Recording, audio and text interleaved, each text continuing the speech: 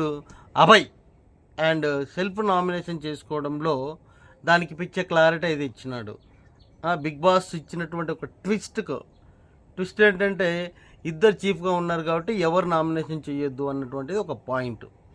ఆ పాయింట్లో బట్ ఒకరికే నేను వివరిస్తాను, ఇద్దరికి ఇవ్వలేను కాబట్టి మీలో మీరే సెల్ఫ్ నామినేషన్ చేసుకోమని వాళ్ళకే ఇచ్చినప్పుడు అక్కడ అభయ్ వచ్చేసి నేనే ఉంటాను, ఆల్రెడీ 3 times నువ్వు వెళ్ళేసి వచ్చావు కాబట్టి ఈసారి నేను ఉంటాను, నేనే సెల్ఫ్ నామినేషన్ అవుతానని సెల్ఫ్ నామినేషన్ అయినాడు. దానికి ఇక్కడ క్లారిటీ అయితే ఇచ్చినాడు.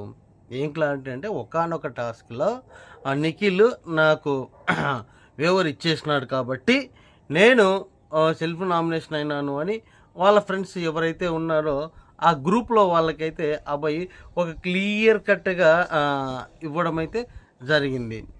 దెన్ దాని తర్వాతనే